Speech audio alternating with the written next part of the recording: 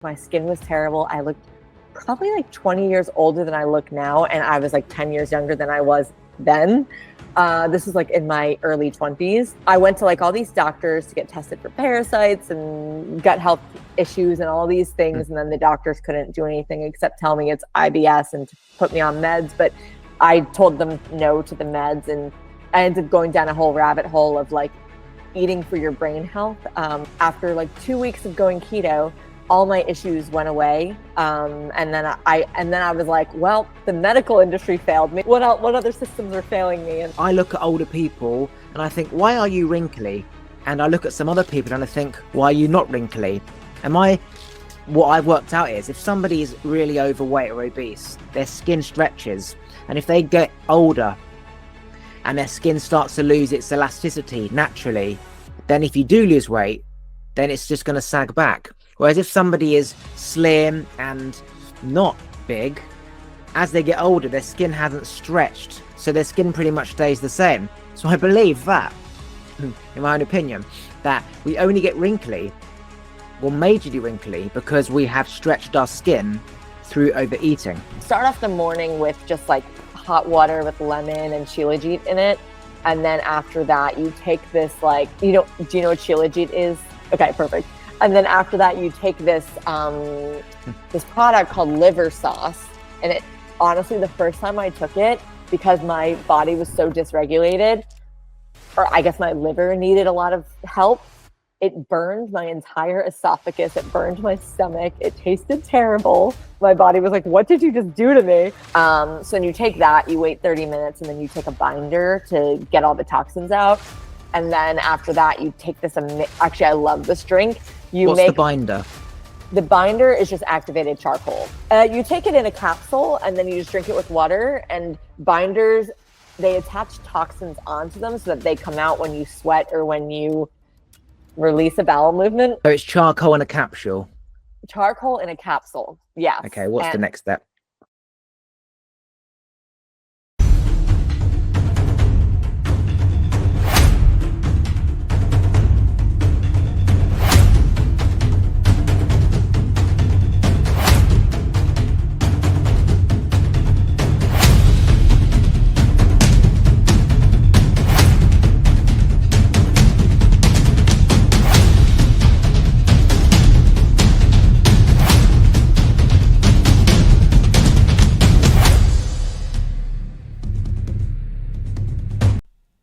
Just quickly, I just want to say a massive thank you to everyone who still listens to the podcast. I started 4 years ago, and since then I've had over 1 million downloads. I get 5,000 downloads per month, and I've had over 200 different guests. So a massive thank you to everyone who still listens. If you could please do me a favour, if you could rate and review the podcast, that would be amazing, because it helps get the podcast out to new, conscious people like yourself. And my goal is to awaken as many people around the world.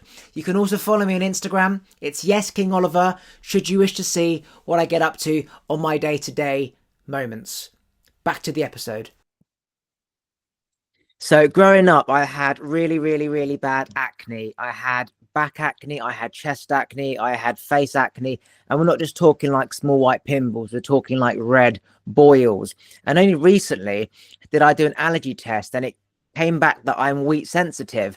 And my sister's dairy intolerant. So I presumed that maybe it's going to be lactose and milk related. And so I cut out lactose for a good few years. And I was having like lactose-free stuff, like lactose-free milk, lactose-free cheese. And I was still getting spots, and I didn't understand why.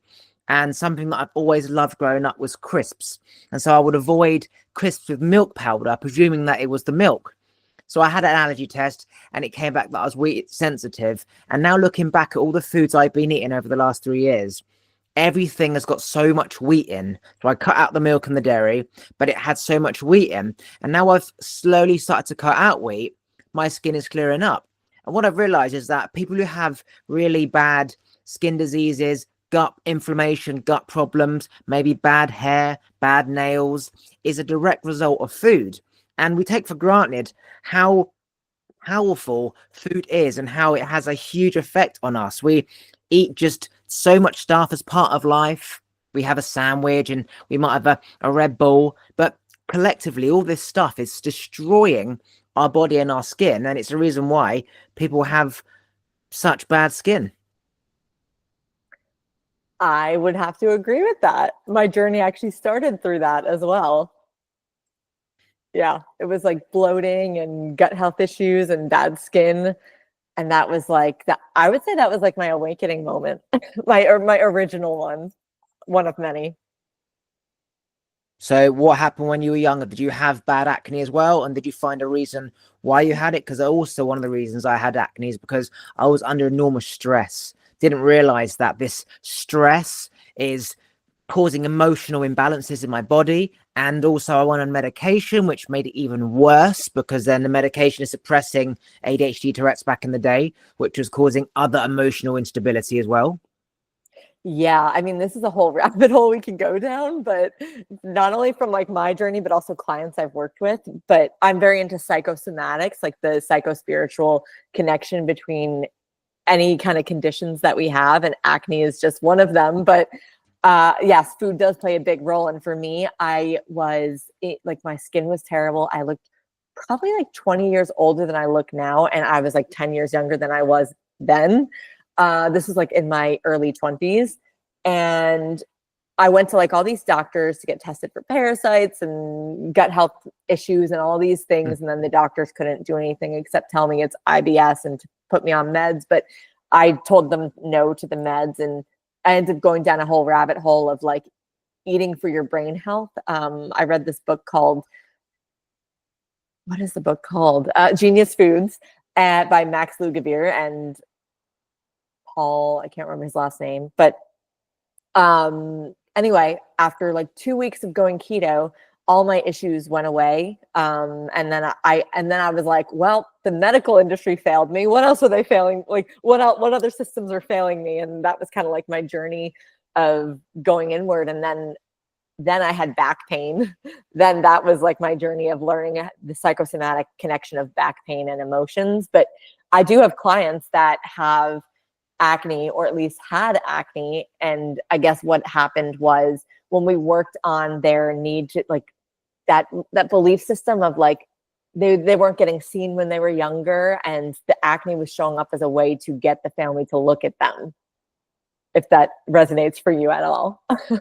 Yeah, so what that translates to me is that if a child isn't being heard, then even if the parents shout at it or they're telling the kid off, they're getting a reaction. So it's better to have a reaction than no reaction. And when I was growing up, obviously I was a kid that needed attention all the time, and I'd do things just to be shouted at. Because otherwise, if you aren't saying anything, then you're not really getting much attention. So it makes absolute sense. And a kid having bad spots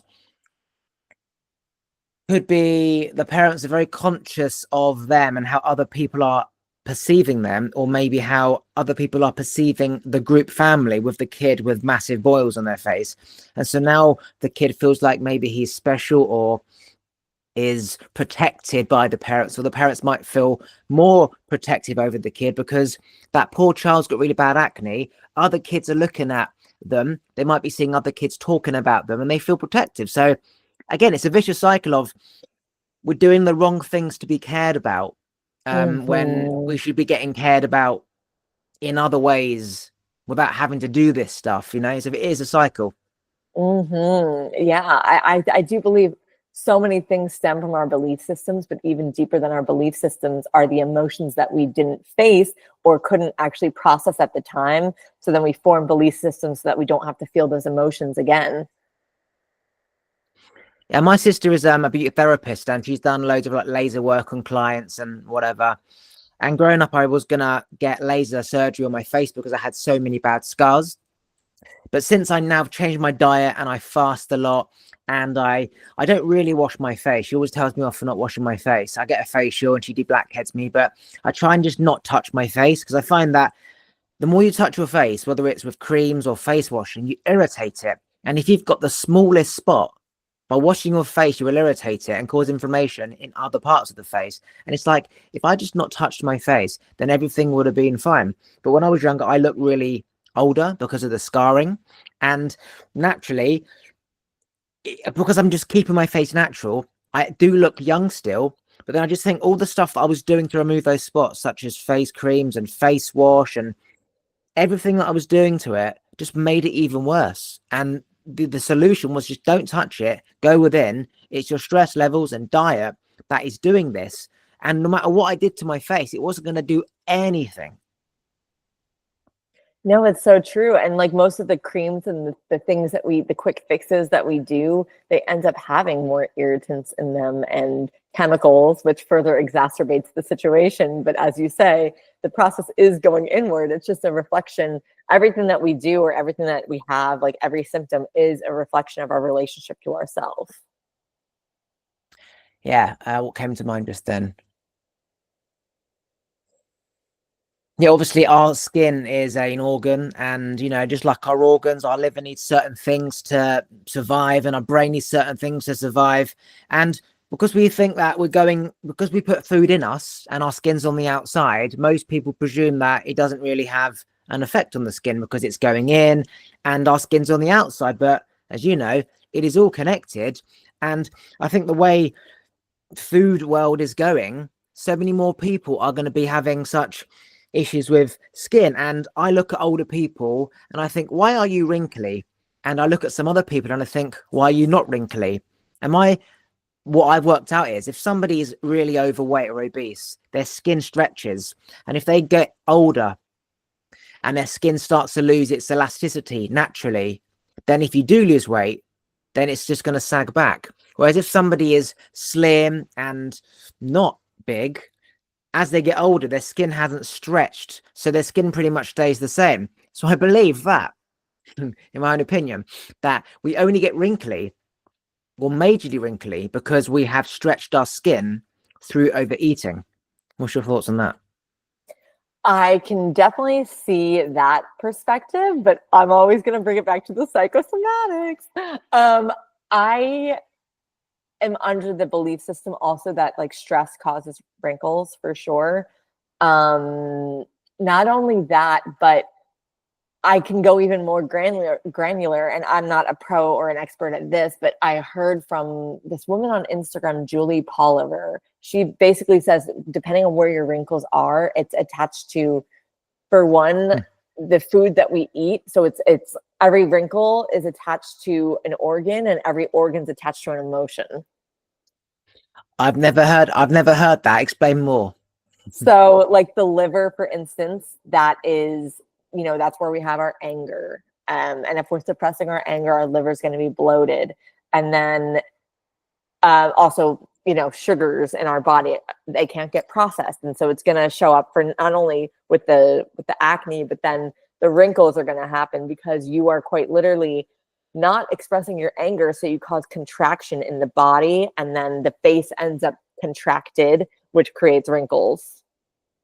Okay, so for example, if you're stressed and angry, then you might frown more. And by frowning more, your eyebrow muscles are moving and tightening and stretching more than they would if you're just sort of neutral. So when you look at it like that, it makes absolute sense. The same as if you smile a lot, you might have these lines by your eyes because you smile a lot. And coincidentally, I'm sure it isn't, the Horus eye, Oh, yes.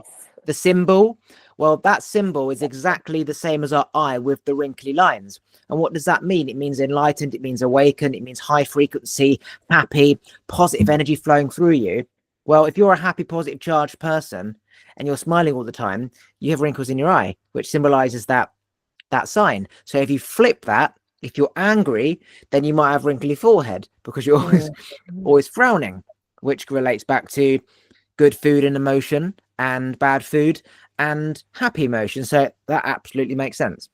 Yeah, everything. I was going to say everything is everything because literally everything is connected. Like every single system of ours, like the physical body, the emotional, the energetic body, et cetera, whatever we're feeding our body, we're going to be more deeply affected by it. Joe Dispenza, for instance, from what I understand, he eats like McDonald's every single day and he's not affected because he is of the frequency that no food is going to affect him because he is like so pure.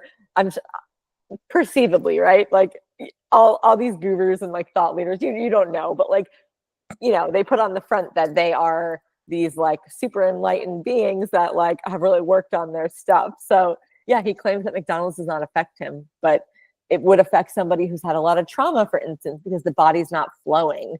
And if we don't flow due to stored trauma in the system, like whenever we don't express an emotion, it gets stuck in the body, and therefore it creates dis-ease and lack of flow, and lack of flow creates disease. Yeah, so two things came to me. The first thing was is that when I was in the shower before this call, I was thinking about, you know, how people would put creams on their face and how people will say, oh, your skin looks amazing. What do you do? And they'll say, oh, I have a great skincare routine and blah, blah, blah, blah. And I'm thinking every day my face has like dead skin coming off it. So the outside is always shedding. So aging starts from the cells inside, and cream only affects the skin on the outside. And so therefore, if you stop putting the creams on your face, your natural cells will just continue. So if you want clear skin, you've essentially got to do the same thing for the rest of your life. And if you have a week or two of stopping, then your skin will basically go back to what it is normally. So it's like, is it really worth putting all this stuff on our face for the sake of having clear skin?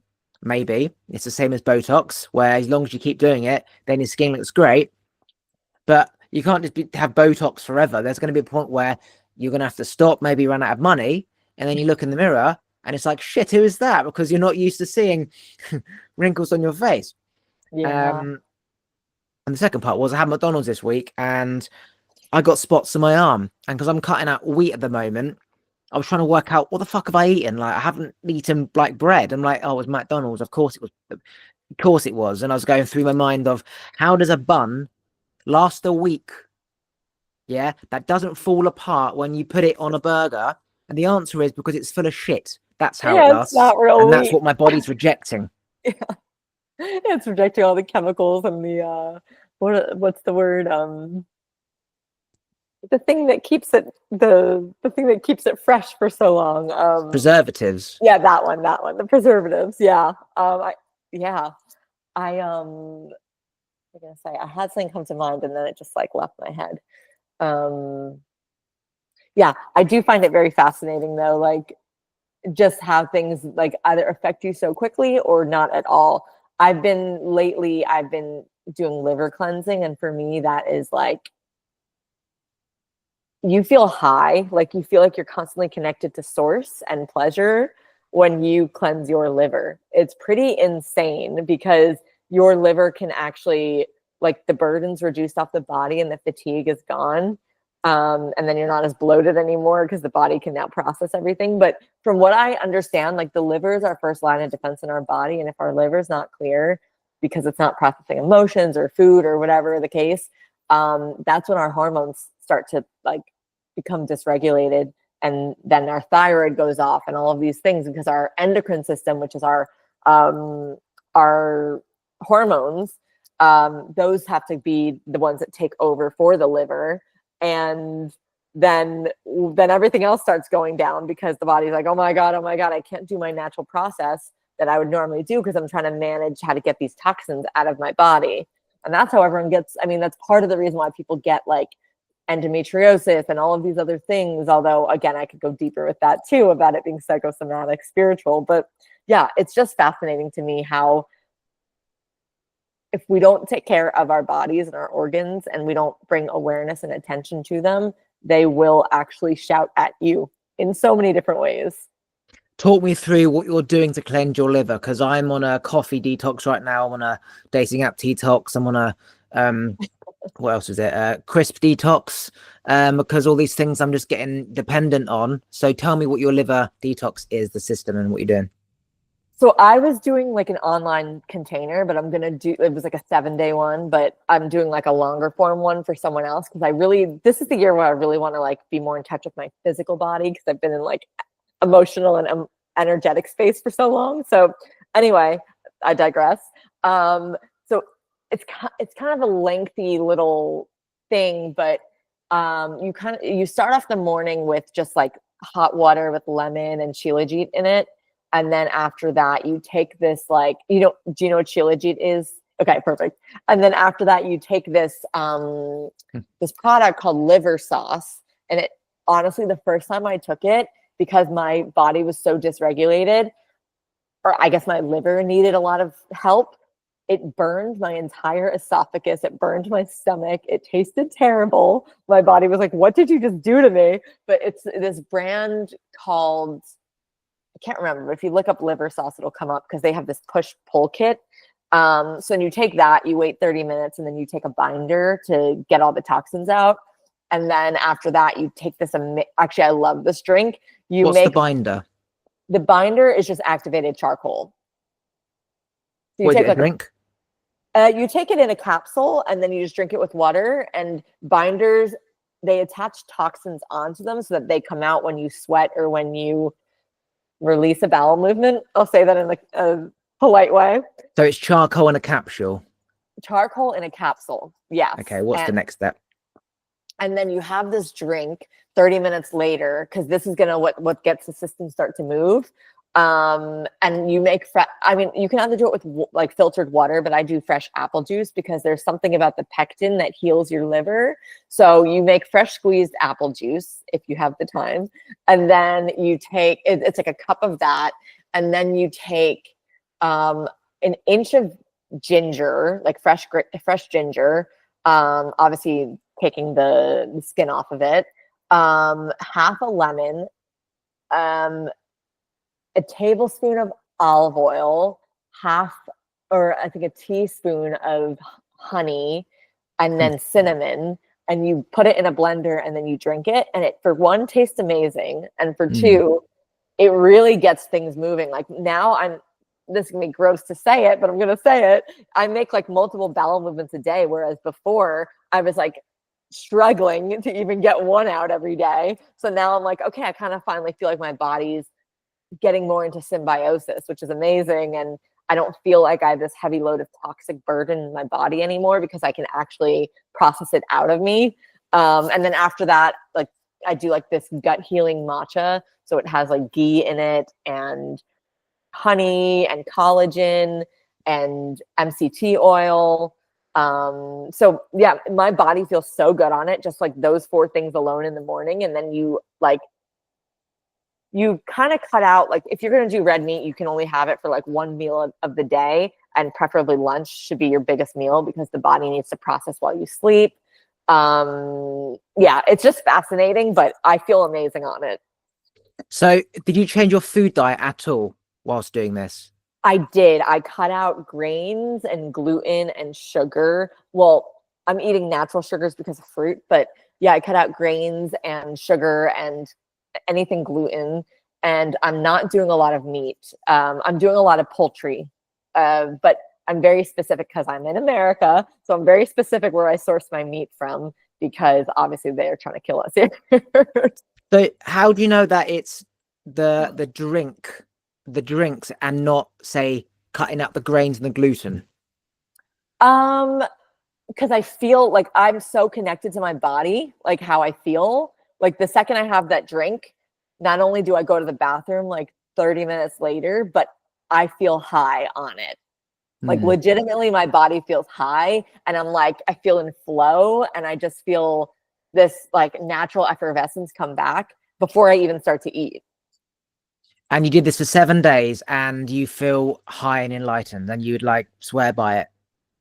I swear by it, but with this, like, you know, there's emotions that will come up because, so you kind of have to have a process with working with your emotions as well, because once your liver is clear, it means that your ability to process emotions is going to come online.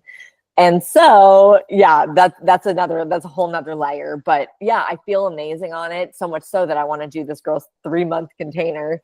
Yeah, because it's just so fascinating.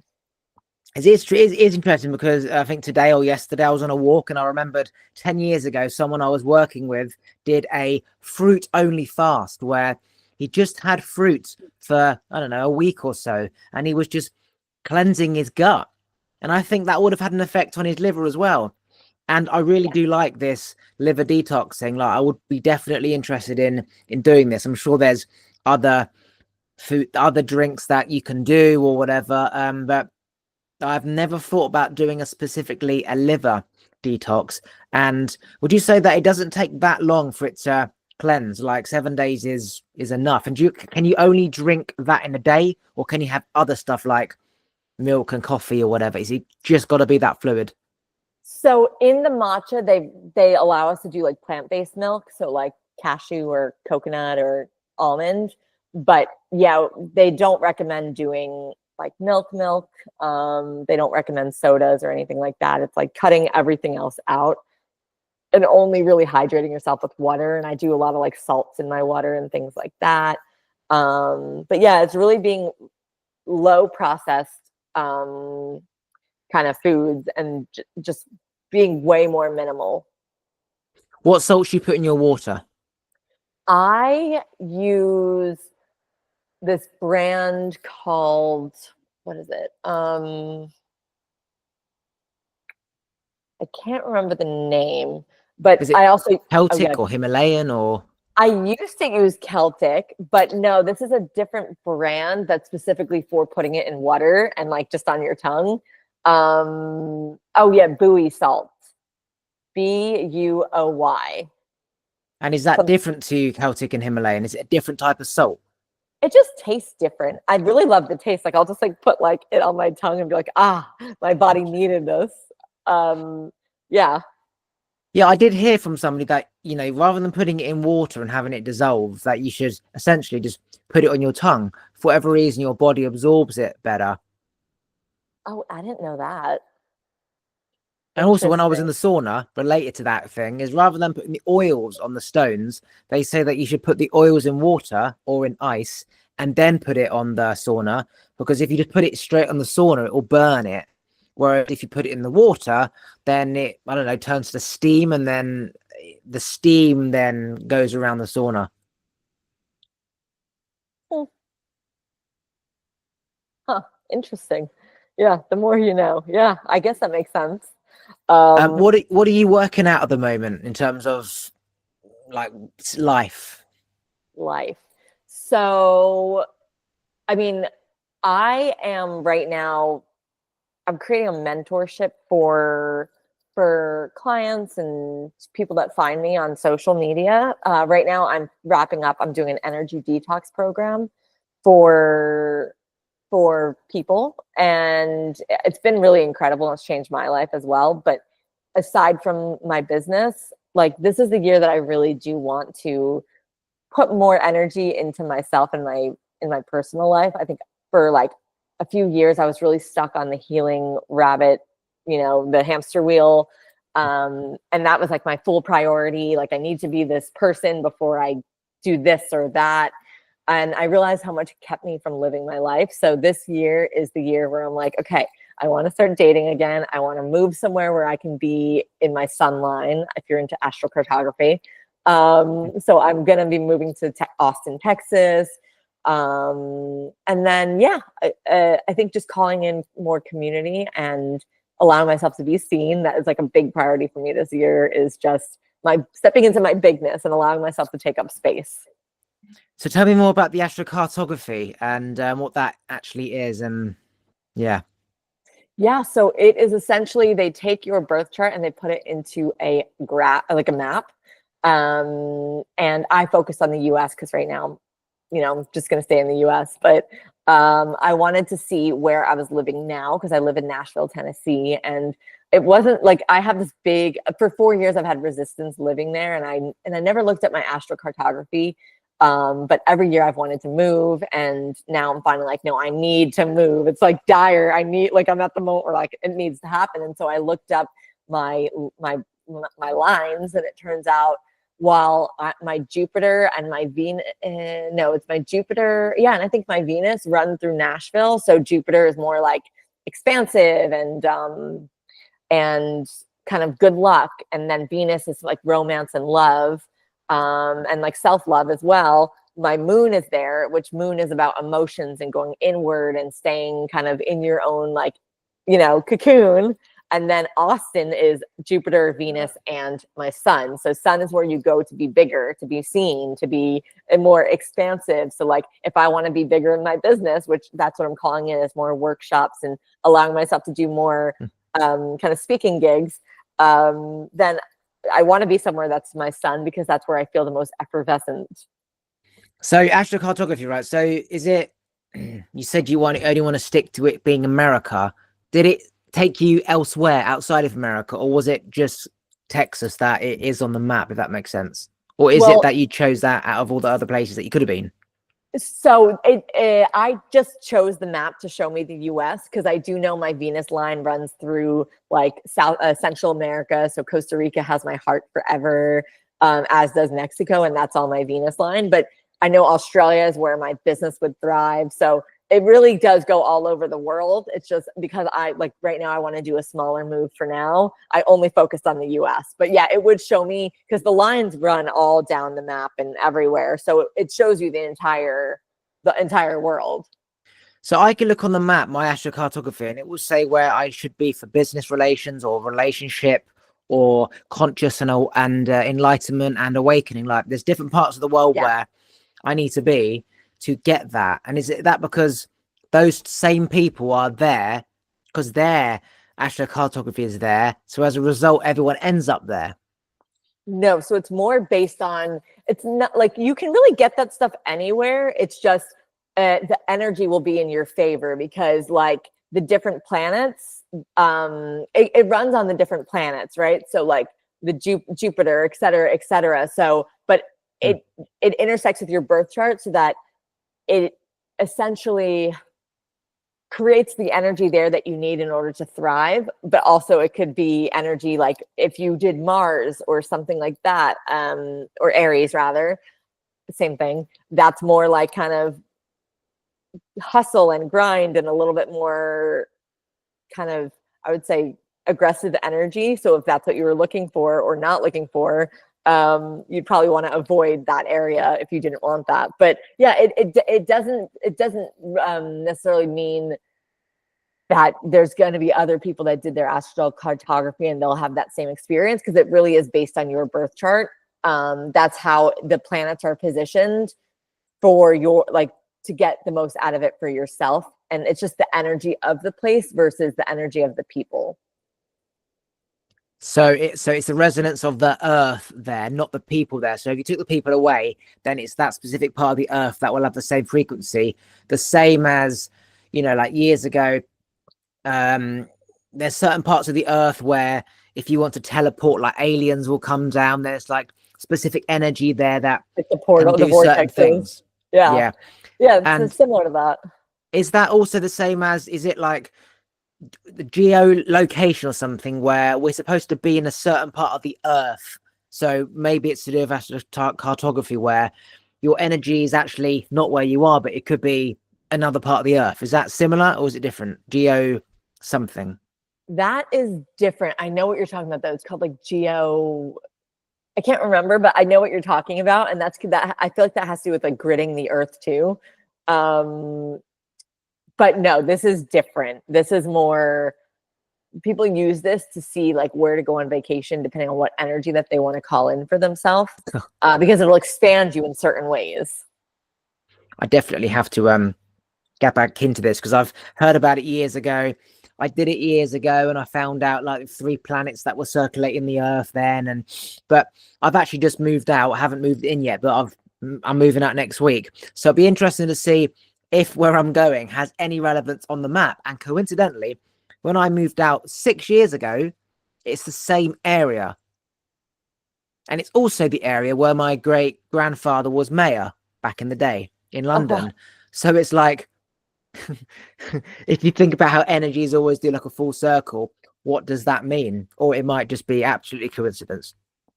Yeah, that's interesting. Yeah, I'd be curious to hear what that gives you if you look that up. It's actually a conscious community area. So it's a conscious eco community where there's 300 rooms. Every day it's like yoga, breath work, mindfulness, meditation. You can all cook together. There's community eating. There's a spa. There's sauna, steam room. there's podcasting room, there's sound bath room. So every day you wake up and it's like a festival. It's like what's on a menu today. And I'm very lucky to have found that, because actually that's what I was trying to create. I wanted to get land and build like pods, and everyone can live in there for free, but they've got to contribute to the land. And each person has to provide a certain light working skill, healing skill, personal development skill. And then out of nowhere, I came across this event and I'm like, what is this place? And then I found that you could live there. And I'm like, I've literally manifested what I'm trying to create, which is unbelievable, because I wasn't even supposed to be living there. I was supposed to be living somewhere else, but I was drawn here. And then I paid my deposit 2 weeks later. Whereas for the last 3 months, I was looking elsewhere. So it's like this massive shift of, I was looking over there, but then I suddenly came here. Why? And again, it's back to the place where I used to live. Interestingly. That sounds really cool. Actually, I was looking into something like that in Austin, but this one sounds way cooler. Yeah, it's run by the people who run one of the biggest conscious festivals in the world called Medicine Festival. I went to that one last year. You went to it last year? Yeah, I was in a Medicine Festival in August. I was there. Oh, how funny. Yeah, I was there with some friends. Were you camping? In London. I was camping. I couldn't even tell you what the names, like I did one of those like services that set them up for you. Okay, so I was in the early bird section. I don't know where I was. Did you all see? I know. Oh yeah, go ahead. Did you see the dancers called Eventi? Yes, I did the anger workshop. Yeah, Were that you in was that? incredible. I was there. I was right at the front, actually, right at the front, and that was unbelievable. That is so, honestly, like I actually owe that workshop to understanding how energy travels in the body more. So it really helped my own, like my business, like to understand emotions and be able to hold groups, because I had the most profound experience during that. And they're so good at like creating that space, and like they were very impressive. I was like, I want to go to their whatever day thing. Like it just sounds incredible. In Netherlands or whatever it is. Yes. Yeah, that was incredible. That's so funny that you were there too. Yeah, like I was on mushrooms at that specific time, so I was heightened. Like when they were doing all this gripping shit and like, yeah, I was in that zone, and the mushrooms were amplifying this energy. And then at the end, where we all sort of pulled around him, and he was in the middle, and he was giving his speech. Oh yeah, and that was just so raw and deep. Like, yeah, that. But by then, I was like, I'm exhausted. I worked all the anger out of me. I gotta go. Yeah. So that was incredible. Did you go specifically for the festival? Yeah, I have. So I got my certification in March with Neo Emotional Release. I don't know if you've ever heard of it, but I met people there who I became really good friends with, and they live in London. Yeah. And then they were telling me about this festival, so then we all went together. So I went specifically for that, but I stayed a few extra days just to enjoy London and spend time with my friends. How interesting. Yeah. Right. So anything you want to promote or plug before we finish? Yeah, I would love to. So right now I am going to be launching in March, maybe April, a mentorship program dedicated to energy mastery. So it's learning how to essentially understand energetic boundaries, understand where you're giving and leaking, like giving your power away, leaking energy, how to reclaim it, and how to use it. So I teach you how to boundary set with people, with like friends. I teach you how to boundary set with energy vampires. I teach you how to put all that energy into getting a better sense of self and how to become your own creator. And there is a portion where we will learn to reprogram your limiting beliefs, because those will come up. And I teach you how to do all of that by working with your inner child and working with the emotions that are underlying those beliefs. It's pretty incredible. I'm doing a 3-week container right now. And honestly, the transformations have been incredible, just very profound, very life-changing. So I'm just excited to see what a 3-month experience of this is going to do. And if you had one day left to live, what is the one thing that you would tell the rest of the world? That life is too short to stay in one location. Well, yeah, that, but also just to stay focused on your traumas and the things that happen to you and keeping that victim mentality alive, because wherever you're choosing to focus your energy, you're going to attract more situations in your life that are going to reinforce that belief system. And that is like true from my heart because I lived in victim for 35 years. Thanks for listening. If you like this episode, please remember to subscribe, turn the bell notifications on, like the episode, and comment below. And if you want to follow me on Instagram, it's YesKingOliver. Take a look at the other videos to your side. And if you just want to listen to this podcast, you can do so on Apple and Spotify and most other platforms by going to talkwitholiver.com.